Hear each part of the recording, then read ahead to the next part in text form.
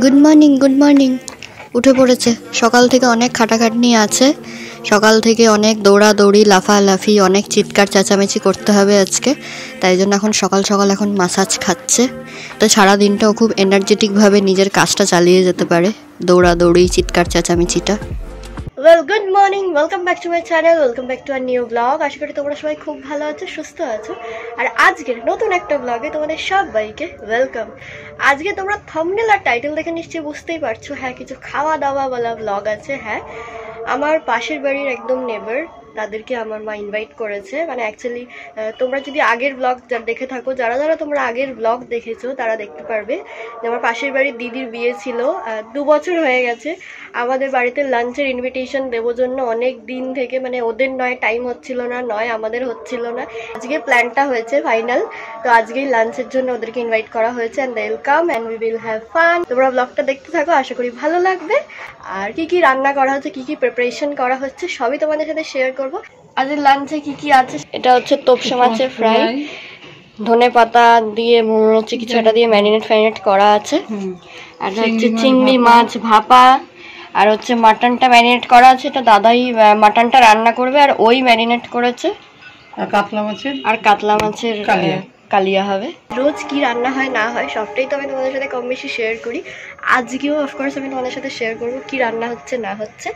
আর আরেকটা জিনিস, আজকে একটা ডিশ দাদা ভাই রান্না করছে, আমি সেটাও তোমাদের সাথে শেয়ার করব। ও কম বেশি রান্না বান্না পারে, তো যাই হোক সেইভাবে হয়তো শেয়ার করা হয়নি বা করেছি কিনা আই ডোন্ট রিমেম্বার। সো যাই হোক আজকে তোমাদের সাথে শেয়ার করবো।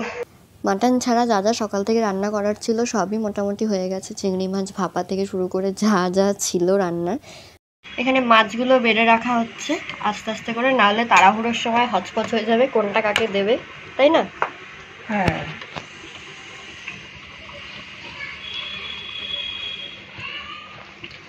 চাটনিগুলো বেড়ে রাখলাম।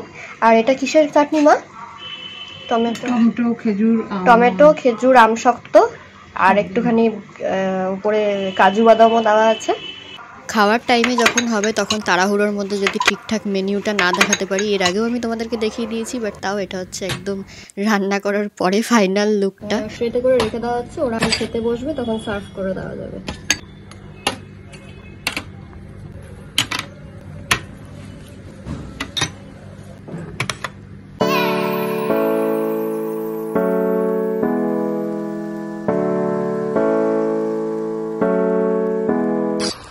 মাটনটা যে কে রান্না করছে দেখো, ওই ম্যারিনেট করেছে ওই রান্না করছে।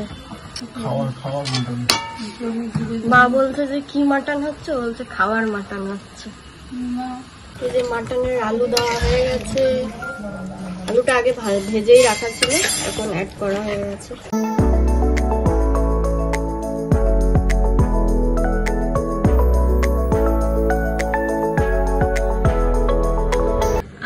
অকেশন হলে ঘরে সবাই মিলে কম বেশি কাজ করি। আমি সবসময় যে ভিডিওর পেছনে থাকি সেটা কিন্তু না, ওটাও কিন্তু একটা কাজ যদিও বা। যাই হোক, দাদা সালাডটা কেটে দিয়েছে, আমার এখন সাজানোর দায়িত্ব। আর মা ওদিকে, আমি বললাম যে একটুখানি কষা মাংস টেস্ট করব যেরকম সবাই করে, আর আমি এখানে কাজ করতে জন্য মা ওদিকে টুক করে বাটি নিয়েছে, কষা মাংস দাদাভাই থেকে নিয়ে টেস্ট করা হয়ে যাচ্ছে। এই যে দাদাভাই সালাডটা কেটে দিল আর আমি এটাই সাজাচ্ছিলাম, এইভাবে নিজে যতটা পেরেছি সাজিয়ে ফেলেছি। এটা কি চায়ের ছাঁকনি দিয়ে কি হচ্ছে বলা যাবে না, সিক্রেট সব বলা যাবে না। কালো জিরে দেখা যাচ্ছে, এই যে দেখো একটু একটু কালো জিরে দেখা যাচ্ছে, যেটা বানাচ্ছি। এই যে মাটনটা এখন ফুটছে, আমি একটা পেয়েছি, খুব গরম।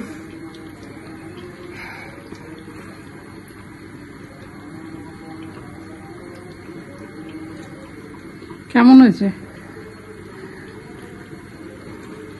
ভালো হয়েছে। আমি না কদিন ধরে অ্যাকচুয়ালি খেতে পারছিলাম না, আমার এত ঠান্ডা লেগেছিল, আমার টাকরায় না ঝাল উঠে গেছিল, ঝাল খেতেই পারছিলাম না। আজকে সকাল থেকে ভাবছিলাম খেতে পারবো কিনা, মানে কালকে অব্দি শুধু ডাল ভাত এরকম এগুলোই খেয়ে গেছি, মাছটা হয়তো দুগুলো খেয়েছি, তারপর ওষুধ খেয়ে খেয়ে এখন একটু ঠিক আছে। একটু ধনে পাতাও দেওয়া হচ্ছে, এটা একটা অন্যরকম করে মাটনটা রান্না করছে, কিন্তু এখনো নামটা আমরা জানি না। মাও এখানে হাত চালিয়ে রান্না করছে। এটা কি হচ্ছে? ভাজা। ও ফ্রাইড রাইস জমে না। তুমি ক্যামেরার দিকে তাকিয়ে নিতে হবে। তোমার জন্য খাবার কি নিয়ে এসেছে আমার জন্য, দেখো না দিদি কি সুন্দর লাগছে। কি এটা? Thank you. আচ্ছা আমি এর আগে ব্লগে বলেছিলাম যে দিদি এখানে থাকে না, পুরুলিয়ায় থাকে।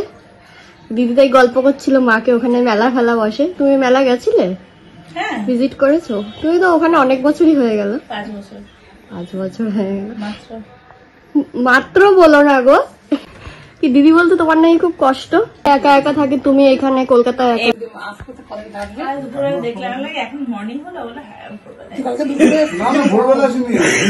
আমরা এতক্ষণ বসে বসে খুব আড্ডা দিচ্ছিলাম, অনেকদিন পরে দেখা হলে যা হয়। কিন্তু এখনো কাকিমা এসে পৌঁছাতে পারেনি। কাকিমা আসলে আমাদের হেভি জমে। যাই হোক, মা এখন বলছে যে 2টো বাজতে যায়, অলমোস্ট 2টো বাজতে 10 মিনিট বাকি। তো মা বলছে যে ওদেরকে লাঞ্চটা করে নিতে, নাহলে খাবারগুলো ঠান্ডা হয়ে যাবে, এমনি শীতকাল। তুমি বসবে না? তোমারও কি জামা? তুমি না শুরু করেছো? দেখ এখন সাজিয়ে গুছিয়ে দিচ্ছে। দেখো কিরকম লাগলো। তুমি তোমার জন্য তো ফার্স্ট টাইম, খেয়ে বলবে কেমন লাগলো, তাই তো? আমি ডায়লগ রেডি করে দিচ্ছি। এই দেখ ভাত আছে, নালে মা এই মতো গরম ভাত বসিয়েছে, তাহলে বলবো নিয়ে আসতে। ভাত না হলেও চলবে।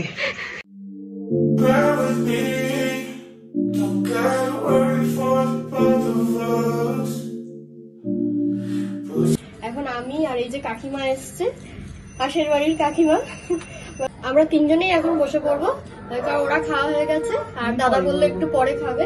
এখন মা আর কি খেতে দিচ্ছে, আমি কাকিমা আর মাও বসে পড়বো। এখন খাওয়া দাওয়ার পরে মিষ্টি সার্ভ করা হচ্ছে। এটা হচ্ছে গাজরের হালুয়া, কিনে না হয়েছে সবটাই। আর এটা হচ্ছে আইসক্রিম সন্দেশ।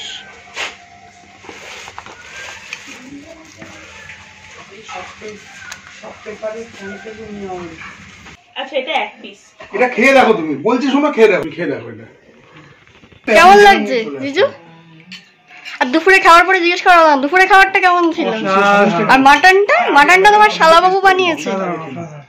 তোমার গল্প কাহিনী শোনাচ্ছিল, বলো কি হয়েছিল। আমি নর্থে আসবো। হ্যাঁ, চুরি করার গল্পটা আমাদের বলতে বলতে থেমে গেছিল। যাই হোক বলো। দিদির ফোন চুরি হয়ে গেছিল, আগে একটু বলেনি তো, সেই কাহিনীটা সেই গল্পটা আমাদের বলছে। বলো।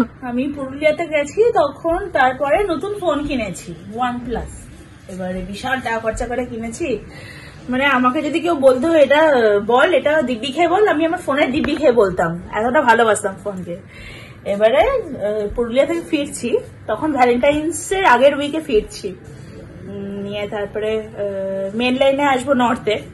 এবার তখন আমাদের একটা সেকশনে সিগন্যালিং এর কাজ চলছে, নিয়ে ট্রেনগুলো খুব মোটামুটি স্লোতেই চলছে।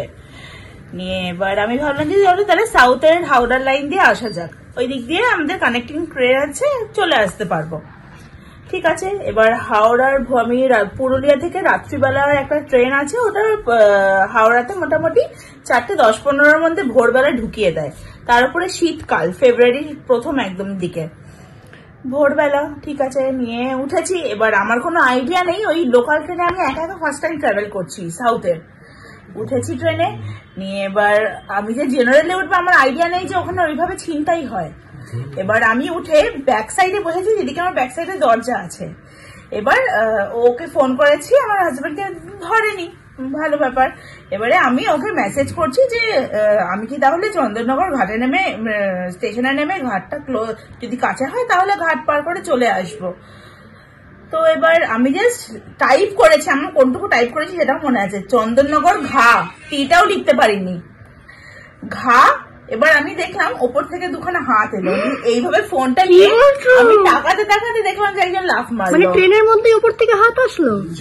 মানে যখন ট্রেনটা স্টার্ট হয়েছে, স্টেশন থেকে উঠে ও ওই পেছনের যে জায়গাটা, ওখান থেকে ঘুপটি মেরে বসে আছে।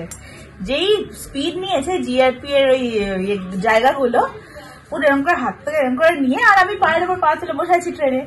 আমি গিয়ে ট্রেন টানলাম, কিছুই হলো না, ট্রেন এদিকে স্পিডে বেরিয়ে গেল, চোর দিকে দৌড়ে পালিয়ে গেল।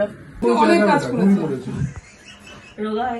না না অনেক কাজ করেছে রাজা, মানে তোরা আসবে জন্যই অনেক কাজ করেছে।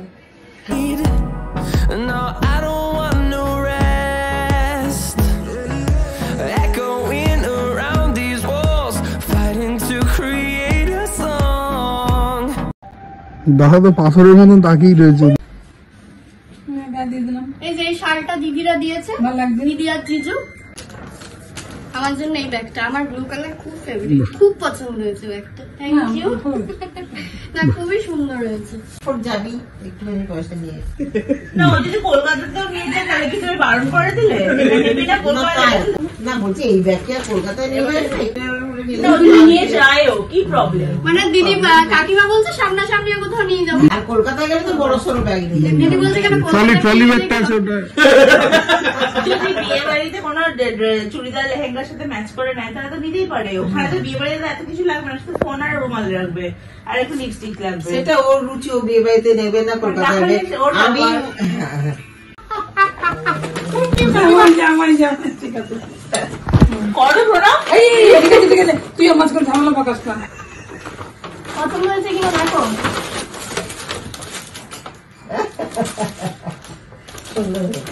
পছন্দ হয়েছে একদম ওদের এই আশাটা অনেক দিন থেকে পেন্ডিং হয়েছিল, ওদের হচ্ছিল না বা আমাদের টাইম হচ্ছিল না, এরকম করে ফাইনালি আজকে ওদের আশাটা হলো। আর আরেকটা কথা, আমাদের দিদিদের 1 বছর অ্যানিভার্সারি হয়ে গেছে, 2 বছর হতে যায় না, 1 বছর অ্যানিভার্সারি তো আমাদের যাওয়ার কথা ছিল। তখন আমরা কোথায় গেছি, গুয়াহাটি ঘুরতে গেছিলাম। সানি বললো দিদি আজকে যেতে পারছি আমি না। ফিরেছি তখন 7:30-8টা বাজে। তো আমরা কেউই যেতে পারিনি। যাই হোক, তো আবার কোন এক অ্যানিভার্সারিতে নিশ্চয়ই যাওয়াটা হবে। যদি এখন আর করবো না, 10 বছরে করবো। ও যাই হোক, 10 বছর সম্পর্ক ঠিকঠাক রাখতে হবে, তাহলে অ্যানিভার্সারিতে নেমন্তন্ন পাবো না, বলো। ভালোই কাটলো বলো দিনটা? হ্যাঁ, খুব ভালো কাটলো সারাদিন। দিদিরা জিজু এসলো, কাকিমা, এত হাসি ঠাট্টা আনন্দ, খাওয়া দাওয়া ভালোই কাটলো। দুপুরটা বিকেলটা তাড়াতাড়ি চলেও গেল, যদিও বা ওদের কোথাও যাওয়ার ছিল। হ্যাঁ, তাই ওদের যাওয়ার ছিল। মা একটুখানি রেস্ট করছিল, এখন আমরা একটুখানি রাতের খাবার অল্প করে যা খাবার খেয়ে নেবো। হাই তুলছে মা।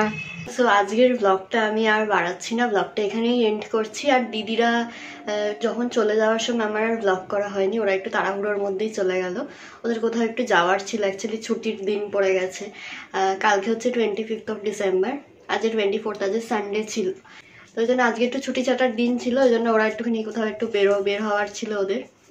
তারপরে কাকিমাও চলে গেল। তো এনিওয়েজ আজকের ব্লগটা এখানেই শেষ করছি। ব্লগটা থেকে যদি কিছু ভালো লেগে থাকে তাহলে প্লিজ ছেড়ে যাওয়ার আগে একটু লাইক, কমেন্ট অ্যান্ড সাবস্ক্রাইব। সবাই খুব ভালো থেকো, সুস্থ থেকো, দেখা হচ্ছে নেক্সট কোনো ভিডিওতে। Bye for now. Messages I've saved